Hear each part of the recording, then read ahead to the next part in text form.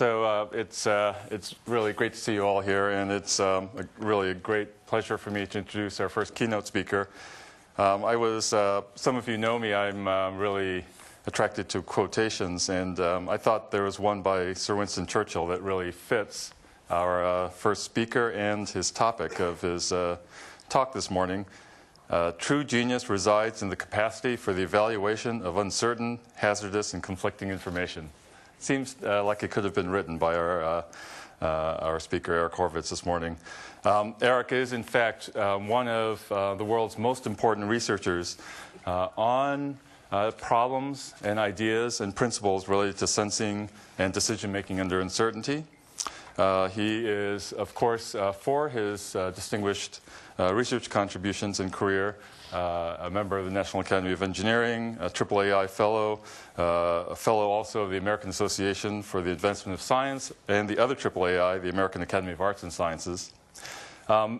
Besides really amazing and important, long-lasting research contributions, Eric is also an amazing mentor to many young scientists around the world, some of whom are now not so young, and a servant to the community.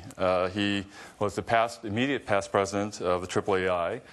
He is on the advisory committee for the NSF Computer Science Directorate and a member of the CCC Council. And last but certainly not least, the deputy managing director for the Microsoft Research Lab here in Redmond.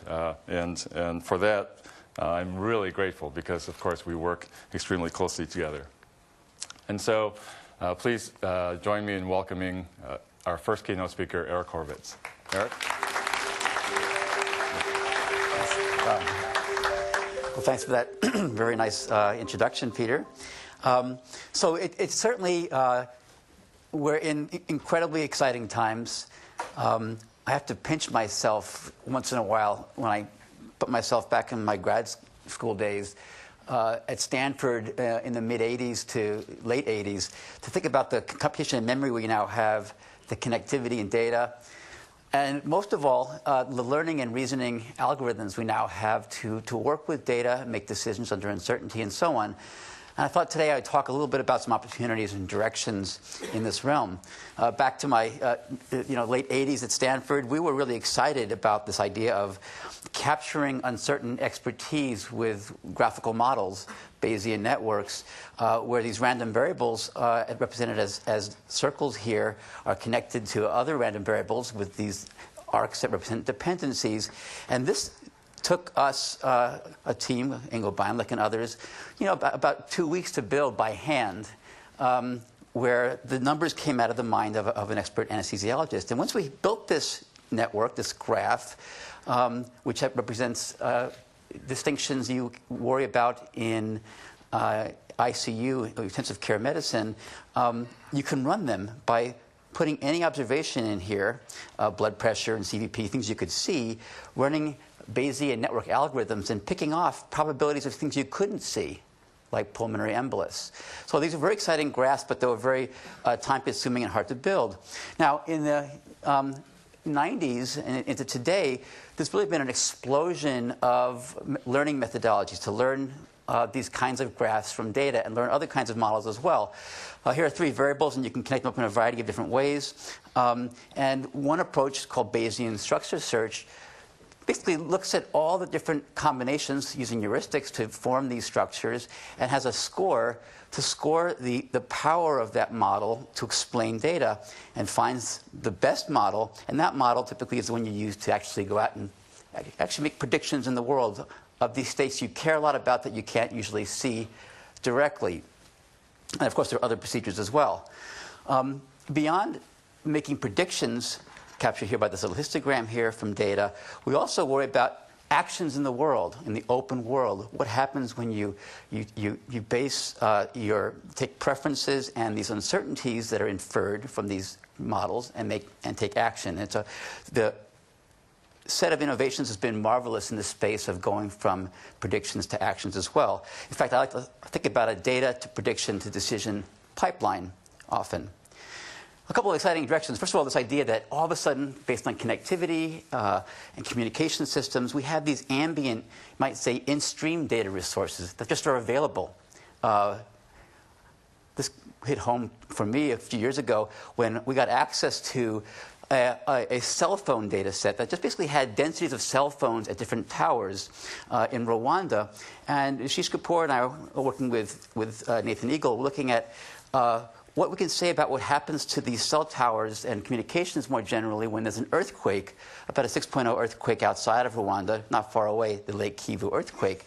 And about 10.5 million phone calls, watching the anomalous calls on these cell towers, only 140 of them from this earthquake, led us, with some interesting probabilistic methods, pinpoint within a few kilometers of the epicenter, just by watching the surge in phone calls at different cell towers as people responded naturally. And we could take a decision model on top of that and compute regions of the country we would want to do surveillance on, reconnaissance, because of standing disruptions based on the uncertainties there, just from ambient data. But among exciting technical directions in learning right now are causality, really getting to the foundations of core science. Does A really cause B? Or do A and B co-occur with a cause upstream called C? Active learning, thinking a lot about how we can grow a database given the costs and benefits of collecting data. Lifelong learning, building systems that really understand that they're being used over a period of years to decades, and serving a population of people, for example. And then recently, this is some technical work in deep learning. This is like you might call this the third wave of neural nets, where the idea of a neural network that's biologically inspired has been a long-term dream, and it's been at the foundations of intuitions. But recently, we're seeing notions of taking these multi-layer or cascades of networks where we build inferences at one layer that become inputs to the next layer and so on. And we're actually seeing significant gains, which are actually surprising and give us the sense that maybe there's something to be said about looking very carefully at this third wave of neural nets.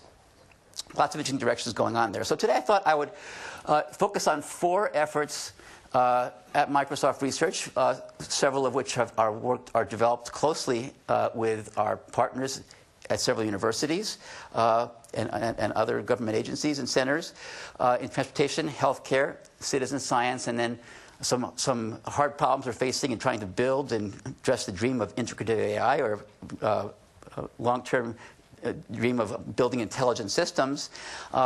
And I think for each one, I'll capture some themes that I think are interesting to this group. And I chose some societally relevant topics. I think people will resonate with them. They also resonate with some of the work that the Microsoft Research Connections team has been funding over the years externally.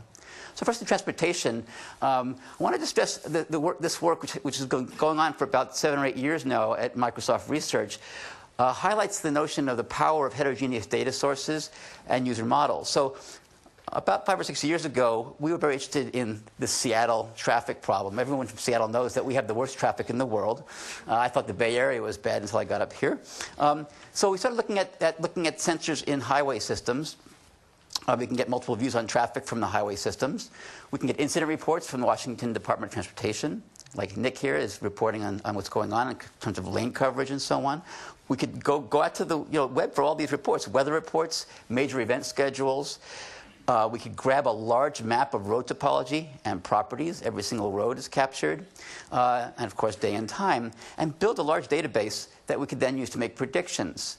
And we could use that Bayesian structure search to build out one of these graphs that will tell us, for different parts of the highway, the likelihood of a clog, for example, and then field it on portable smartphones, of course, people's pockets. And provide this kind of an inference here where you see this little wedge here showing the max likely time that a jam will last until it melts, as well as the system's confidence. So the system's reasoning about its own confidence and sharing that with people. And it was a lot of fun and exciting to build this system, but we also started learning about the value of these systems in people's pockets. Well, what do people use them for exactly? It turns out that most people in Seattle fashion themselves as Seattle traffic experts. They don't need to have inference to tell them it's a rush hour or any night going to Kirkland from Redmond is going to be packed and terrible on the 405 North. So we actually started thinking about a user perspective on machine learning, which is a machine has a world model, and it's making inferences, for example, about traffic. A human being, this Seattle traffic expert, with lots of experience, is looking out, and she or he have their own inferences. And could we build systems that could have a model of what people thought, and then consider an estimation or approximation of what people think and what it thinks is per gold standard, and work with people to share most important information possible. This led to our work on models of surprise. Can we learn with machine learning algorithms what will surprise people now and in the future? And the idea here is we have a human forecaster who understands major events, weather, time and day, and holiday or not. We could take slugs of 15-minute segments of time over a period of years and build an expectation model, and then find these exotic flows and clogs in the highway, which are like 1 in 1,000 or 1 in 100. We can set the threshold. And then we want to store a database of human surprises about Seattle traffic in this case. Our system has a bigger purview about what's going on in the world, including accidents happening, the dynamics over time, sporting events that the expert might not know about, the topology of the road, and so on. And we can actually correlate the human surprises with not just what the system knows now, but what it might know 10 minutes ago or an hour ago. So we're going to go back in time now. And here's the core idea. Can we build systems that I can hold up one day and predict when I'll be surprised in the future? And so we went to machine learning with this. And now, in the same system, on the same cloud service, we overlay a surprise forecasting model that's humming along with the base model. And it knows that most people in Seattle would be blown away by this clog here at this time, for example, or here. And what this means here is that you will be really surprised in an hour that this will be wide open. Right? It's predicting surprises. So if instead of looking at your device and checking it, we can have a proactive device that lets the user per preferences set up and say, just tell me when I'll be surprised in a half hour on my route home. And this brings up the idea of a human dimension to learning. It's not just domain, it's also the people using systems.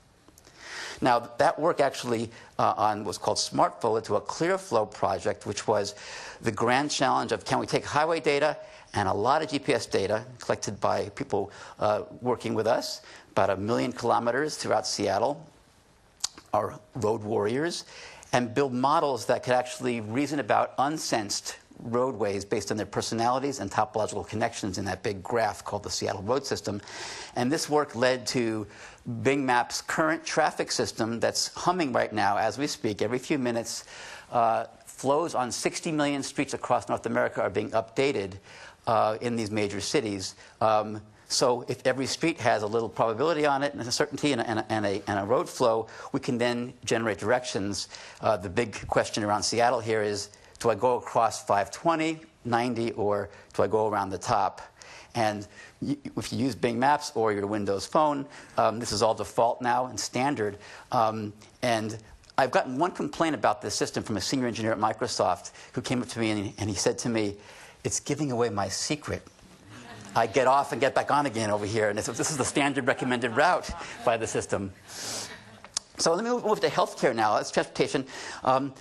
I've been really excited about the prospect of facing these high-stakes daily challenges in hospitals, working across cultures, medicine, computer science, and the notion of coupling prediction and decision-making. And this is with a team including former postdocs from MSR at Princeton and Stanford, and folks who work with at multiple hospitals.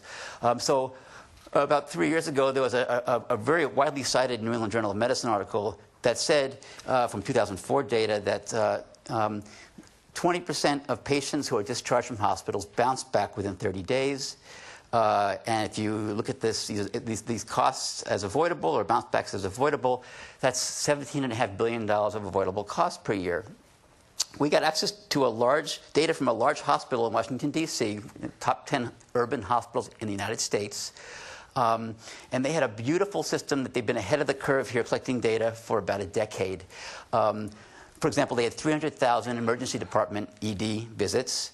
of all rich information, including admissions, discharge transfer, labs, diagnostic codes, procedures, vital signs, and so on. So we actually said, let's see if we can predict a readmission. Is there signal in all this data? Considering about 25,000 variables with our machine learning tools, we built several different kinds of models. What this model says here is that I'm going to predict someone's in the ED and gets readmitted in 30 days, EDA 30, and the system discovers the kinds of variables it likes to use that would be most discriminatory here, including gender and diagnostic codes and visit gaps between visits at the hospital and so on, age and so on. We can then build what's called a receiver-operator characteristic curve, which shows how thresholds that we set on what the system tells us will lead to different true positive and false positive rates with a training set and a little test set that we hold out to build these curves. And we can show these to physicians and say, this is how well the system that I built will work on your data. We can also say, here are some features that have been pulled out by the system which describe the most discriminatory evidence. For example, the fact that a patient has been wrestling with a malignant neoplasm, cancer, or has a heart failure diagnosis. These are well-known challenges for recurrent visits to a hospital. But most people, even experts, wouldn't think that staying 14 hours in an emergency room or looking at all text in a record, that the word dialysis appears or the word fluid appears, would be bad signs for staying away from the hospital. But our algorithms could figure that out and leverage that information.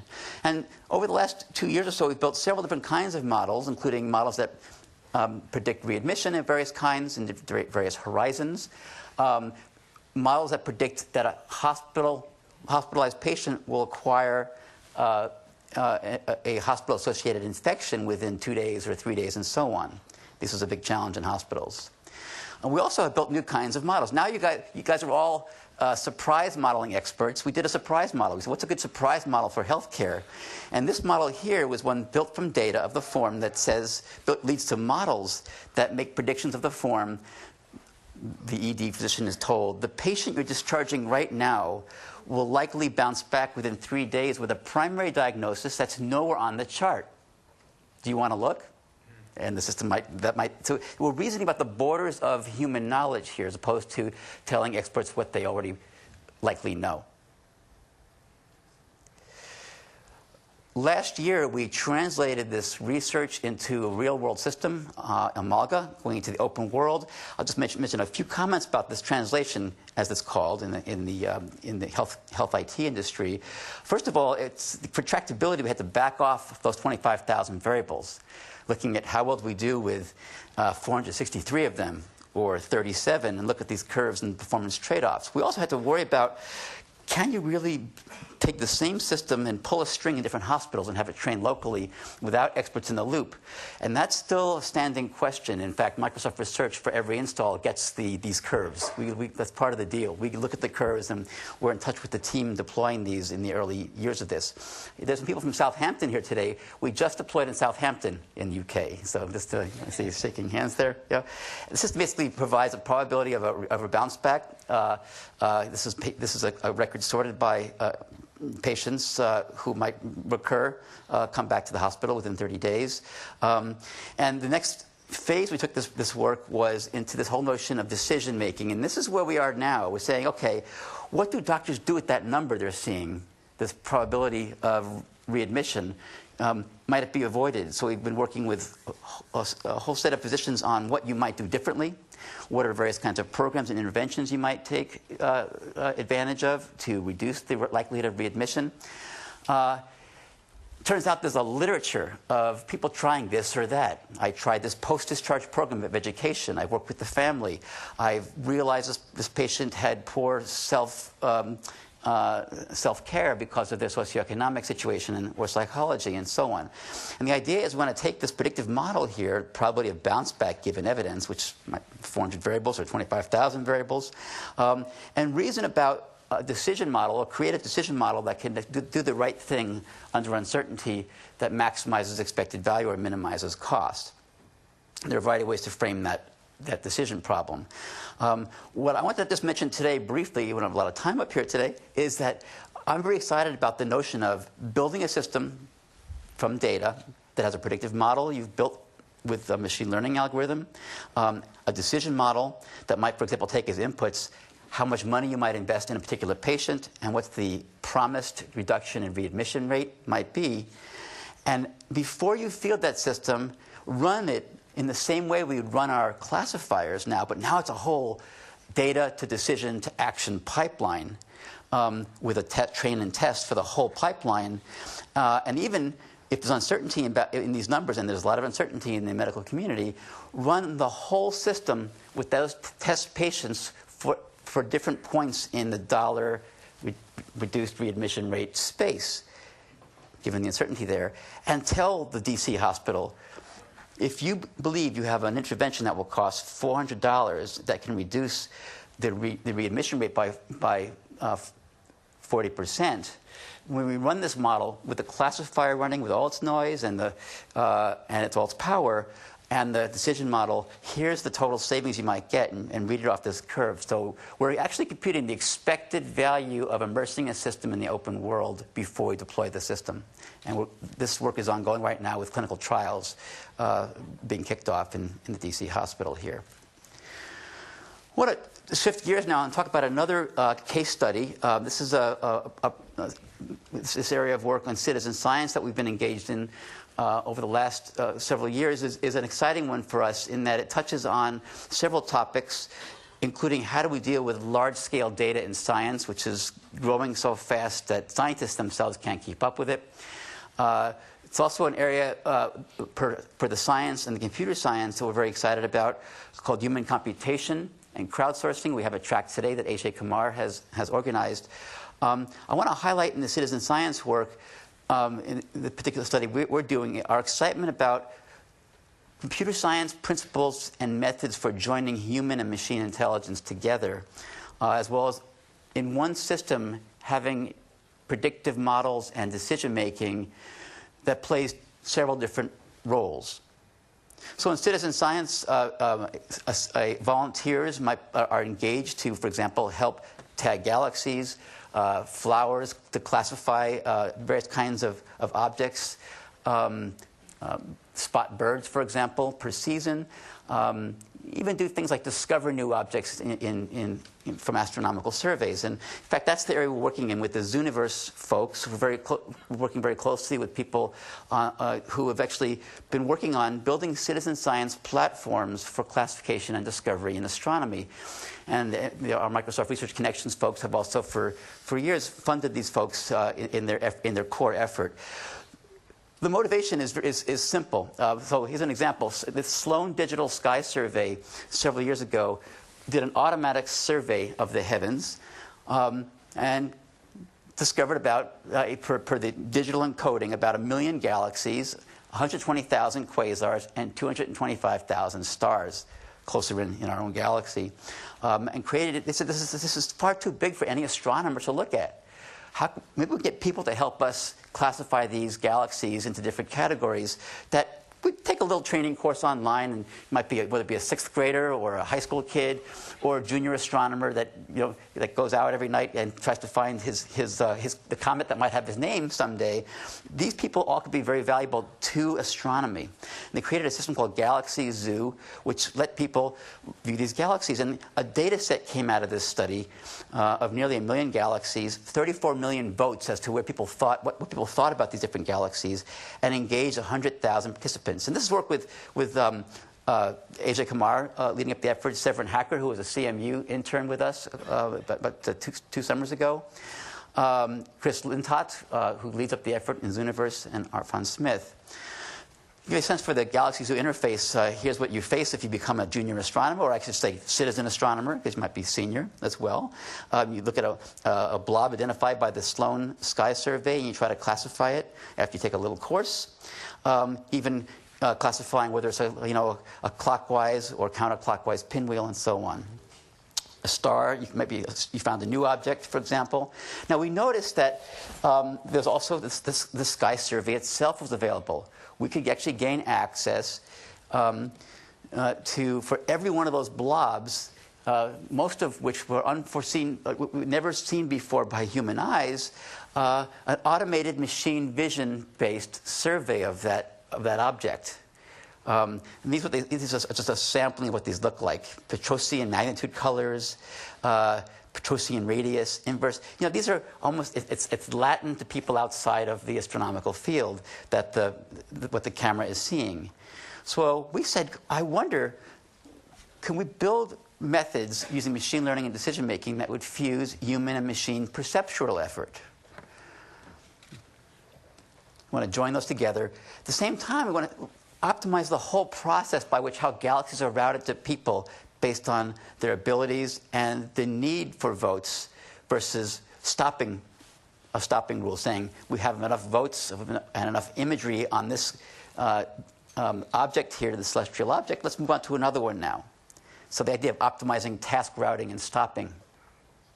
And so with a system called CrowdSynth, and now Zion, which is its descendant for a real-world platform, we basically said, let's break this problem apart into pieces. Let's think this through. We have a machine perception system that's going to look at the sky, take the sky survey data, these several hundred features. We have people who are now trained to do votes, and we have imagery flying by. Can we both fuse the information from both the cameras and people's votes with their own perceptual systems after they learn how to classify galaxies, and optimize where votes go and where objects go so that we can actually make the best use of people? Now, it's the people who are the scarce resources here. The camera can run all night and doesn't mind about whether it's 1 million or 2 million galaxies.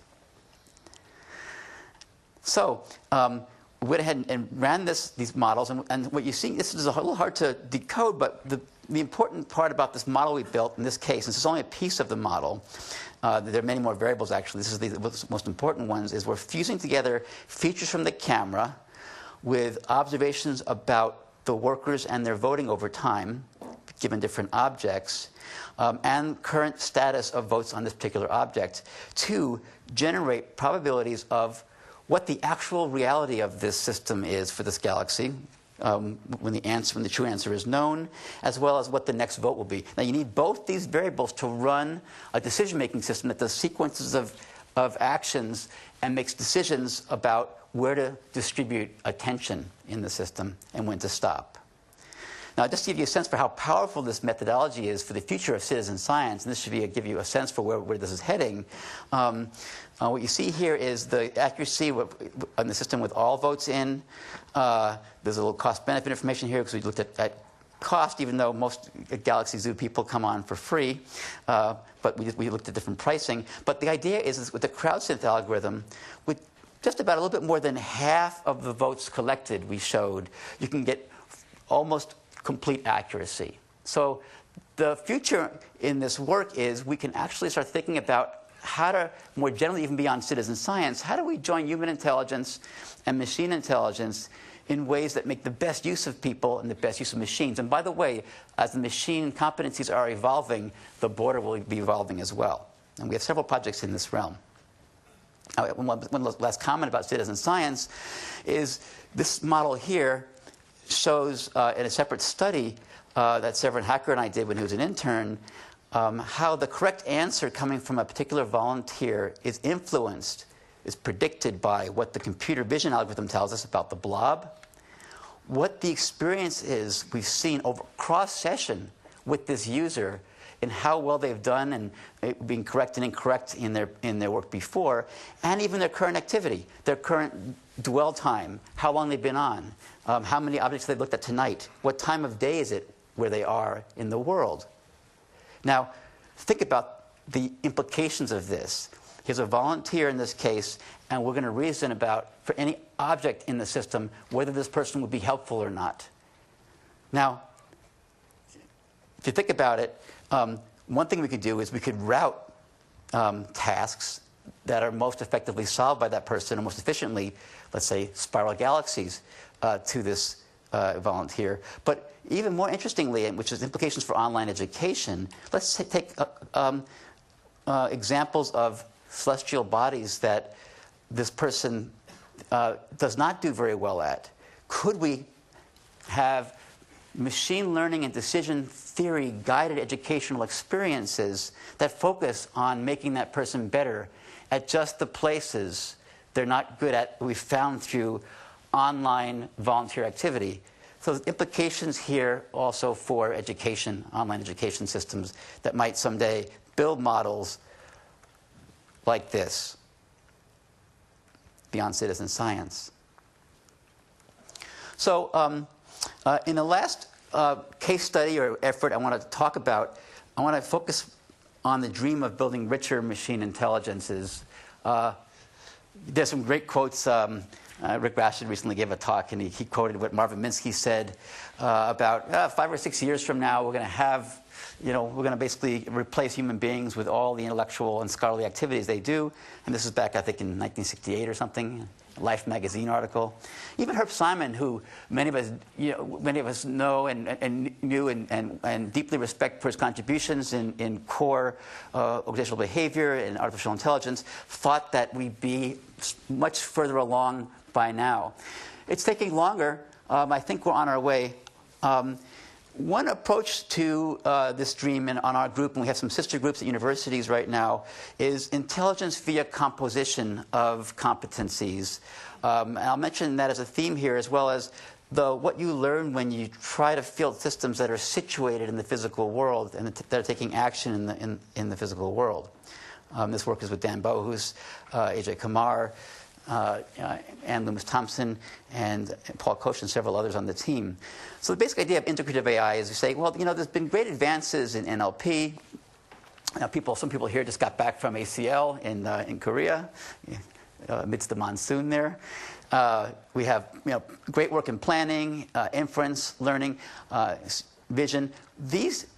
The latest advances of these different kinds of, you might call them pillars of competency of a larger intelligence or intelligence system, are typically revealed in conferences like CVPR or ACL or ICML, UAI or KR.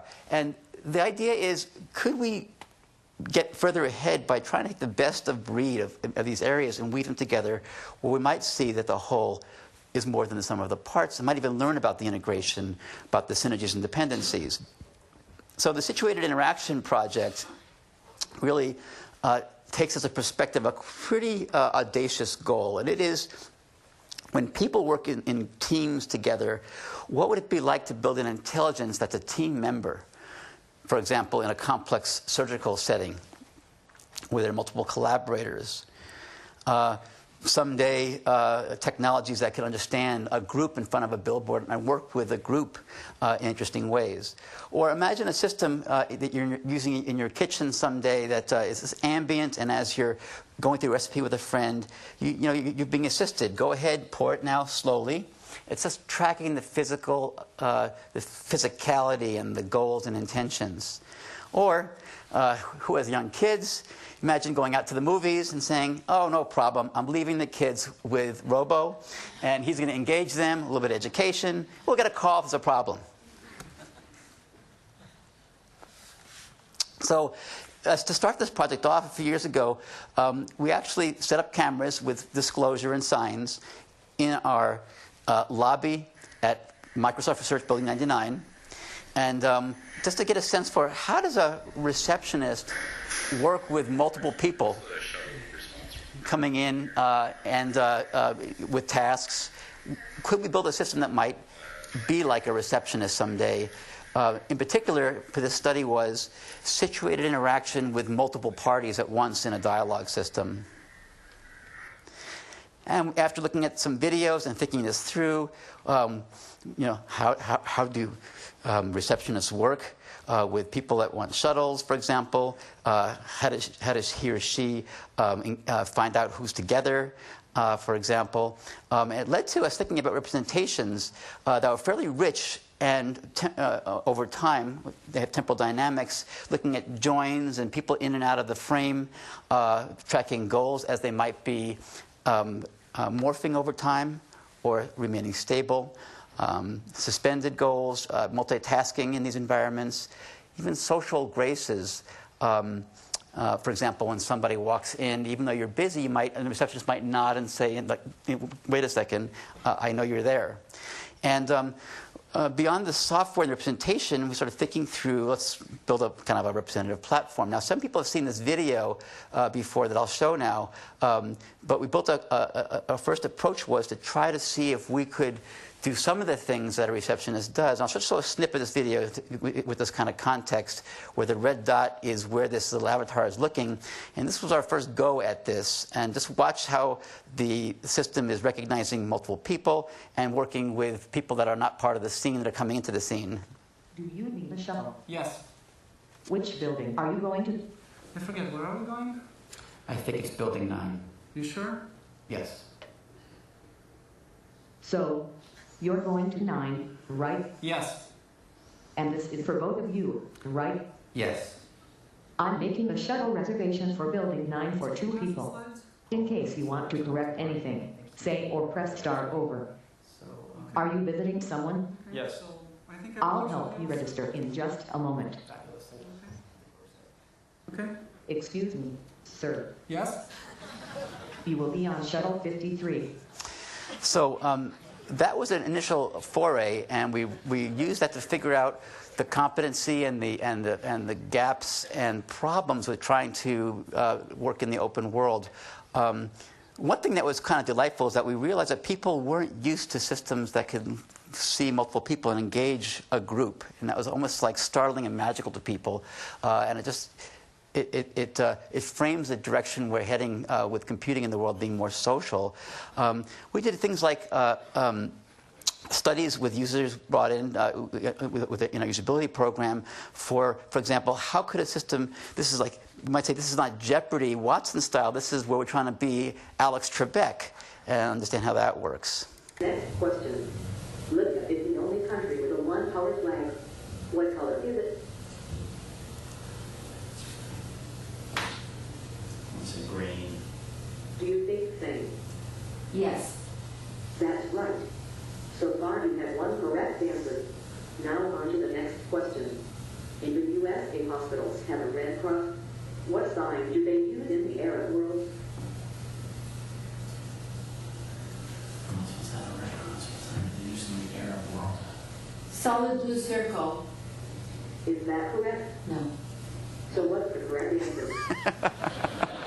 Anyway, we can really learn a lot about how a moderator might work with people in a social setting by watching how they work with each other, whether they're talking to themselves, to the system. Lots of learnings there. We actually also set up systems in, like by coffee hours at Microsoft, people could win a prize by playing this trivia game. We have great footage that's again filmed with disclosure, and learned a lot. Now, the current focus of our work in this area is called the Assistant in terms of a platform. Let me show you what I deal with in the morning. This is my normal morning coming into work. By my office here. I just filmed it last week. Hi, Eric. No one has stopped by to see you since we last talked. And Outlook Mobile Manager is still down, so I'm not seeing messages from your email. Catch you later. Bye-bye. Now, this assistant is building on the same platform now. It's a really interesting set of tasks to support Eric and people that come to see me, give him my calendar. But what's interesting is we're leveraging components that don't get old, even when they're 6 or 7 years old. We presented the Coordinate research at UAI about 8 years ago. We built a system that can reason about and forecast a person's presence and availability over time, even what time, how much longer until they read email, until they're in their office. If they're conversing, how long will the conversation last? This system has been running straight for about 8 years. And we said, we're building a platform to be an assistant. Let's give that system, as part of the integrative intelligence, that component. We also had a system called Busybody that can, in a separate piece of work that was published at CSCW, about 5 years ago that reasons about attention and interruption, that keeps the cost of interruption at any time. And let's give that competency to the assistant. So let me show you a little bit about how the system works. There's a couple of vignettes here that capture how it runs. So who did the GMP taping again? Each vignette captures a different notion here of what it's doing in competency. Okay. Oh, is Eric? He's not around. Are you looking for Eric? Yes. Are you Dan at home? Yes. I'm his virtual admin. I know he has meetings scheduled with you, but he's late from his previous meeting in building 34. He's no longer on his laptop, so I expect he'll be back in 10 minutes or so. Okay. You can go ahead and wait in his office if you'd like. Oh, we'll come back in a minute. Okay. I'll make sure to let him know when he returns. All right, thanks. See you soon. So, this is Jeff, right? Jeff, go. Okay. Hello. Hi. Are you here looking for Eric? Yes. Eric is having an impromptu chat right now, but I expect it should be over in around 10 minutes. Would you like to wait for a bit? Sure. Sounds good. He shouldn't be too long. Guess I'll see you later then. Bye-bye. Bye.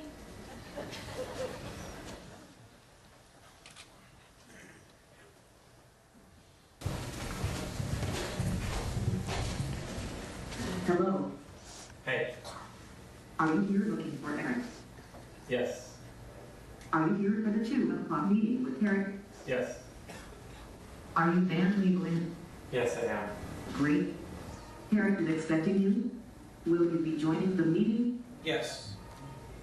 All right. I'd let Eric know you'll be joining his meeting with Dan. If you don't mind waiting around for a few more minutes, I'm sure he'll invite you in shortly. Yes, I'll see you later then. So these scenarios go on, and they're quite rich and interesting. For example, I think in one scenario, someone's trying to schedule with me, and my schedule's blocked for the day. But the system using Coordinate says, I don't think Eric will attend the meeting at 4 o'clock. I'll pencil you in, but like without telling me that what it's doing. And it has a Bayesian model of meetings that I'll attend versus not, even when they're on my calendar, something we all might find useful. And also has a nice reminder model and knows what to remind me about, like meeting rooms and so on, that runs with the system. Beyond the alchemy of cobbling these systems together, it really resonated with the dream of learning new things. And if you look at our stream of papers and results on this, and it's been a cauldron of innovation with interns over the last several years. Great interns have worked on this system. Steph Rosenthal was here last summer from CMU, and others. But the idea basically is we're learning about the whole notion of things like information value, which is a decision theoretic concept in streaming settings. How do we learn and combine multimodal streams that are unfurling over time, and so on. So I get really excited when we can take a hard challenge and learn new things and new core computer science results while trying to build a system that works in the real world. Let me just say that the same platform right now just got hooked in last week to Microsoft Building 99 elevators. This is the same situated interaction platform, slightly modified, that is promising to make the Microsoft elevators in its lobby like Star Trek doors, both opening when you walk up to it by recognizing intentions, and even holding the elevator door open when someone runs to catch it without requiring you to jam your leg or arm into the doorway. It's a 20th century concept. And it's kind of interesting. You think about the hard part of this problem. We already had our platform. The hard part of the problem was the Otis elevator guys, the Tyson Krupp guys, and Microsoft real estate and facilities people. You want to talk to our interface? Let me see who you might ask. And this is a very interesting challenge, but we solved all the challenges. We blew a fuse last week, hooking things up, an actual old-fashioned fuse. But we're now at the point where we're learning from those button clicks, or that supervised learning signals of the future. So I'm going to end by just mentioning just a real tiny bit about a very important topic. It's a whole other lecture or talk or conversation that we should all be having about privacy, data, and machine learning. During my talk, you've probably seen medical data fly by. You've seen people walking in lobbies of buildings. You've seen volunteer astronomers being rated for their competency behind the scenes. There's an urgent need for us to tackle as a computer science community and peripheral and associated communities the challenge of privacy data to get the most out of machine learning, both for a variety of applications. So it's an urgent area, but I'm very optimistic. I think this is not. I don't see doomsday here. In fact, several great pieces of computer science work are coming out. Some architectural, some in the HCI space, but others in notions of decision theory for managing the costs and benefits of sharing information and making that clear to people, along with controls. Differential privacy, notions of adding various kinds of distributional noise, Laplacian noise, and proving that it's okay to do that, bounding the error in answers. And a notion that I refer to as protected sensing and personalization, which is growing in interest at Microsoft, in Microsoft Research, and in other centers. We have colleagues at Stanford, for example, Monica Lamb, pursuing this kind of work.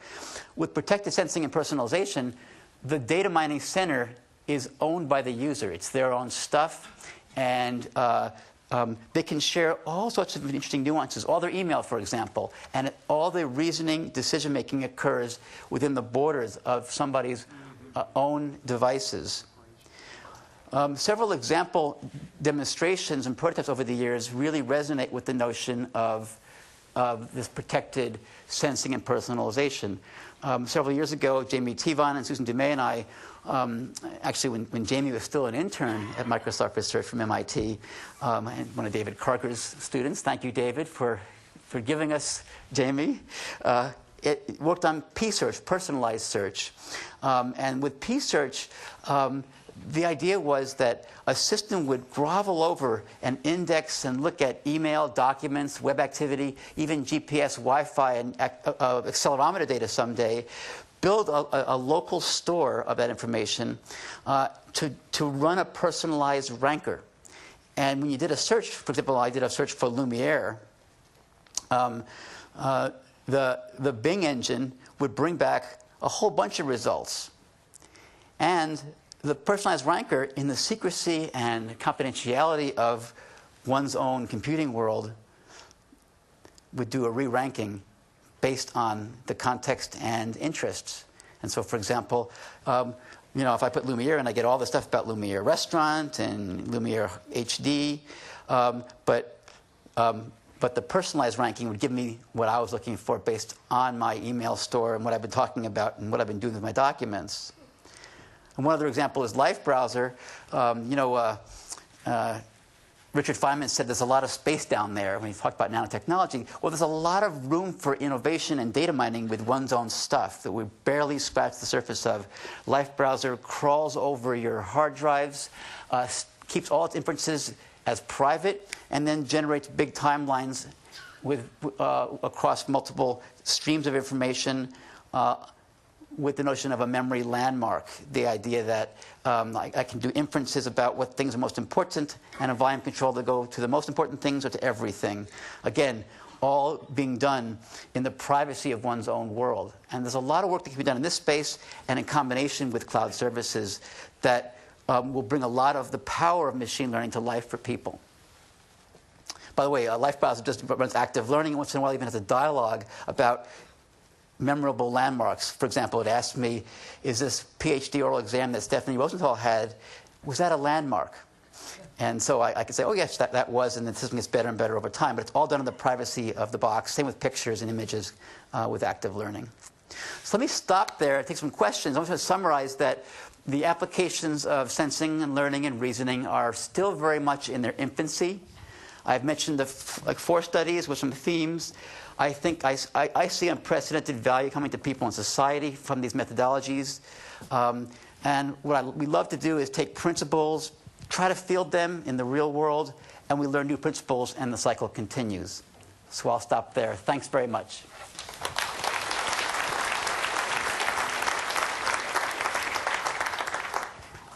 Sir, if you would hold it up to your chin.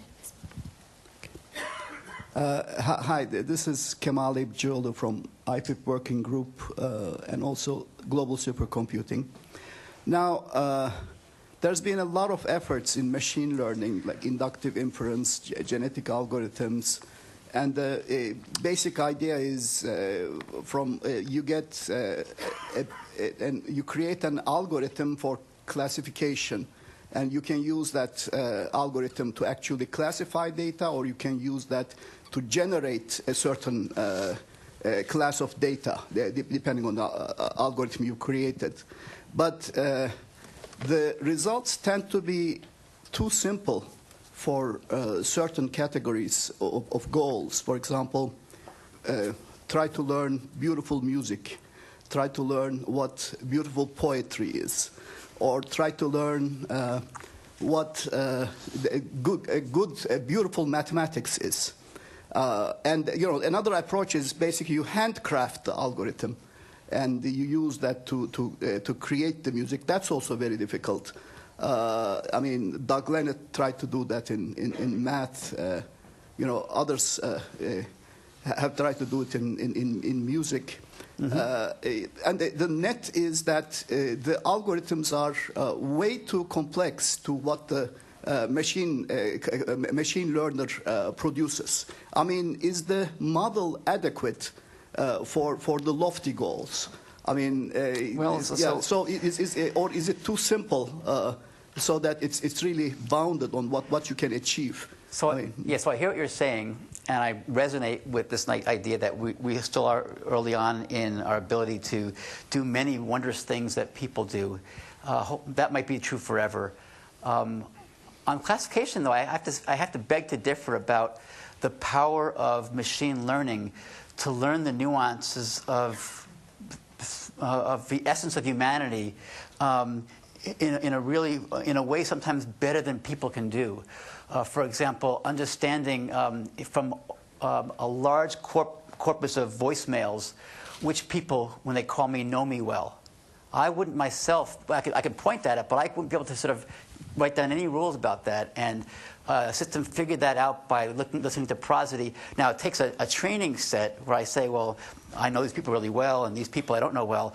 And the system figures out, for example, in my case, that the maximum duration pause in an incoming voicemail message was pathognomonic, as they say in medical school, but was discriminatory for someone who knew me very well.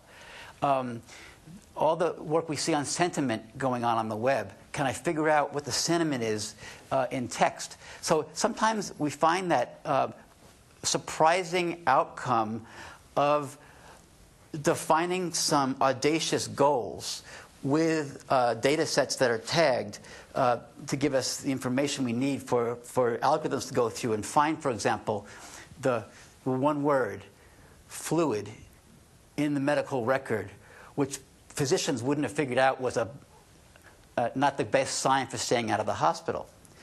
Now, generating is a different story, but I'm very optimistic. But I did disclaim that we're in the early days of all this, and so I appreciate your question. Okay. Okay. Thank you. Okay. Any other questions? Eric. Yeah. Oh, I see over here. Jim Hendler, Chair of the Computer Science Department at RPI. I'm over here. Oh, there you are, Jim. There's the big number one up here. Yeah, one helps. Eric, you mentioned some of Jamie's work. You mentioned some of the other work you're doing with very large data sets and large pieces of information that can't be shared outside the walls of the building. And I guess really I thought since Tony mentioned this as one of the themes, the whole issue of collaborations and things, is there any new thinking? Are there new ways we can be approaching how our students are going to learn to do the kinds of things you're saying at scale without somehow finding a way to create either modeled data sets or something that can be worked on jointly between us? So my first reaction is, for that ambient data I mentioned earlier, there's a lot of there's a lot of large-scale data out there now, public that can give students lots of exercise in working these methods through. With the same data sets, a lot of undiscovered paths. Twitter feeds, for example, just full of such richness. It's very exciting to look at, even keyhole at a time, onto that massive data. There are a variety of initiatives underway. For example, in healthcare, the Center for Medicare Services is working to set up a whole data office focused on sharing with the academic community. How are they going to solve the HIPAA challenges and so on? It's up for research right now, maybe new legislation. Microsoft Research Connections, Evelyn, is Evelyn here?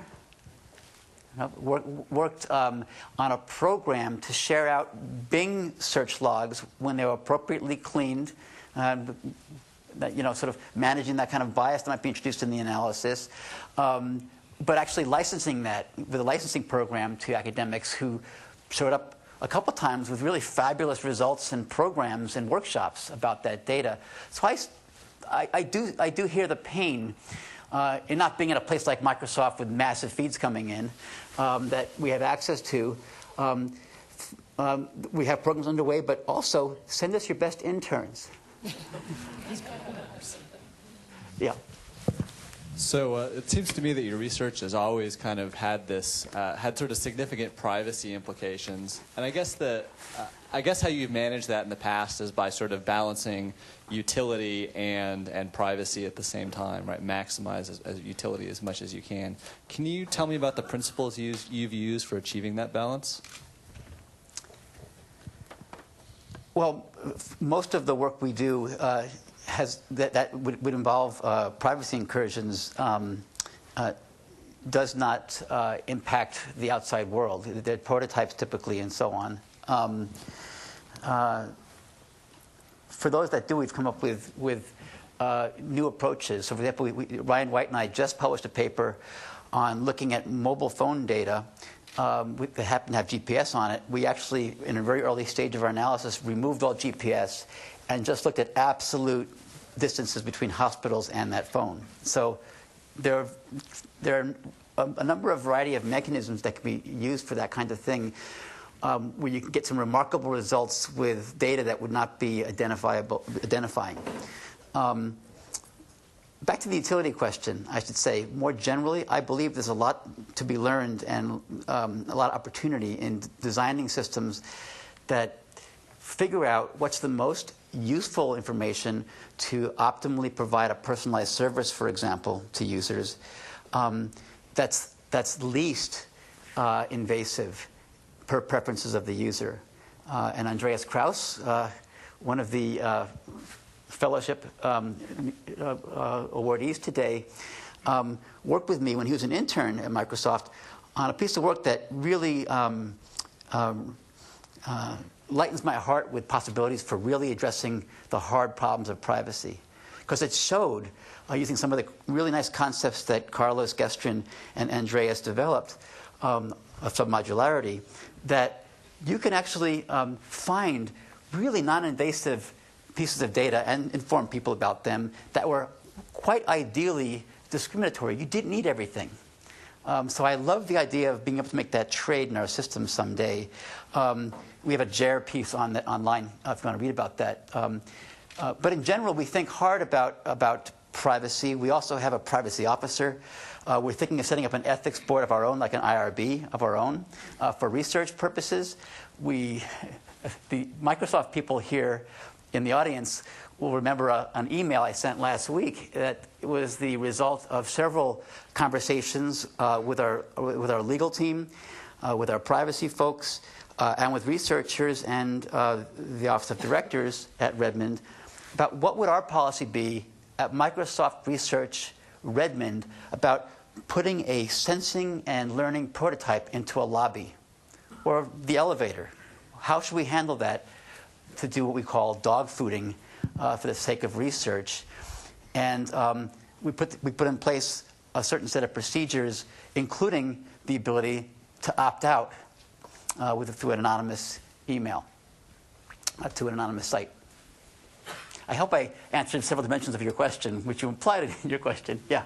Yeah, I have a question that follows on that. This is Edward Hovey, still at ISI in Los Angeles. So as you put together the individual functionalities into increasingly sophisticated services, and as you embed them into society rather than just give them to scientists and things, when things go wrong, it seems to me more and more people are going to get angry, not just at Microsoft, but at that particular thing. If your personal assistant tells me, oh, I have to wait for 15 minutes and I see you in the office doing nothing, I'm going to get pretty pissed off. So when we see a real person there, we do something about a certain agency and responsibility. When we see a piece of software there, we as computer scientists, we don't care. We just say, well, the thing is screwing up, right? But increasingly, it seems to me maybe Microsoft is going to have to large corporations that make many different software products is going to have to create some kind of agency with legal responsibility for each product separately, saying my personal assistant software has a certain legal persona which is different from my car helping software, which is something like that. At least I can imagine that's the way the world would go. Is there any discussion of this kind in Microsoft? So there's always reflection about the implications of new kinds of automation. There was a fabulous NPR piece last week about FDA getting interested in regulating medical apps on your devices. Because aren't they making decisions, and aren't they being taken seriously, and so on. So there's always been an interesting border between, there have been different perspectives, and these evolve with technology and society. Back into privacy, I have to just say this again. We studied privacy quite deeply here. Interesting to see Benjamin Cardozo, the Supreme Court, making comments about, in the late 19th century, about flash photography causing privacy incursions. Or in the 1920s, discussions about, would we ever allow someone else to ring a bell in my living room? This newfangled thing called the telephone. And now it's in our pocket. Oh my gosh. So I think things will change over time in terms of what we expect and failures we tolerate. When it comes to my agent by my door, I think Ed muttered, which one's a tight ship. But no, not that tight. People just walk around or something. They come see me anyway. So not to worry about that piece. But yeah, I think people are very interested in policy implications, societal implications, psychological implications of technologies at Microsoft. At multiple product teams and in research. Hello, this is Luis Sazzi, University of Washington. Thank you for right here, number one. Okay, thank you for a great talk. So I was just curious if you could tell us a little bit about what do you think are the technology or other challenges to push this to the next level? Is it the quality of the data? Is it the amount of compute power? Or is it the algorithms? Or what do you think are the big technology challenges to push this further? So, wow, what a great question. And by Max, you're talking about things like the assistant you saw at the end. What is that? So I was talking about machine learning. More generally? Huh. My sense is, to be fair, all those things you mentioned, I do think that computational power and memory and connectivity and sensing will have had unexpectedly great outcomes in terms of the boosts we get in things that we look at as intelligent. There's still a lot of headroom for algorithmic work. Every once in a while we get surprised. Submodularity, I think, was a surprise. I'm looking at Andreas Krauss right now. We used to do things we thought they were heuristics, and we found out later that maybe they're well-founded. With Ninemhauser's result, for example. The work that's happening right now in the deep belief networks, deep learning, cascades of variables where one layer is doing inference, becoming the input to the next layer. There's some interesting magic to be decoded there. And some of it may be related to and have influence on decoding us, what's going on in our own cerebral cortexes and the rest of our brains, which excite people as well. Those results, I think, are still fundamentally mysterious. Mm-hmm. And nobody has a really great understanding of what's really going on in terms of why we're seeing better results than with prior methods. That leap I showed you with Bing Mobile Search, for example, mm-hmm. is quite surprising to me personally. So I think all of them algorithmic headroom, but really celebration of the power of the computation, the networking, and the memory. Last question. So this is Sumesh Jha from University of Wisconsin. So I wanted to revisit the privacy aspect. And I'm glad I included a slide on that. So one thing that I find generally in the research side is that people don't understand the implications of sharing data. For example, if I'm a scientist and I want to share data to collaborate, do you have some thoughts on how do you make somebody who's not a machine learning expert or a computer science expert saying, okay, if you share data in this setting, these are going to be your privacy risks or implications? Or do you think some of the techniques could be helped there? Yeah, this is one of the reasons why Cynthia Dwork, who works in differential privacy, and Frank McSherry like that methodology, because even with repeated queries to a database, they can say things about the extent of the risk. You're bringing up, honestly, a fundamental and hard challenge, which is communication, even the entailment, what it does mean when you, for example, share information over time, in particular, in multiple episodes of different forms, even entailing what that means, and then describing it to somebody with caveats. To me, I'd like to end this meeting by saying that's a really hard challenge you just brought up. I have some faith in our HCI folks and in controls and combinations of the methods that I mentioned to address those issues, but the way you just framed the challenge, I think, poses some of the hardest problems for privacy. I'll stop there. Thanks. Each year, Microsoft Research hosts hundreds of influential speakers from around the world, including leading scientists, renowned experts in technology, book authors, and leading academics, and makes videos of these lectures freely available.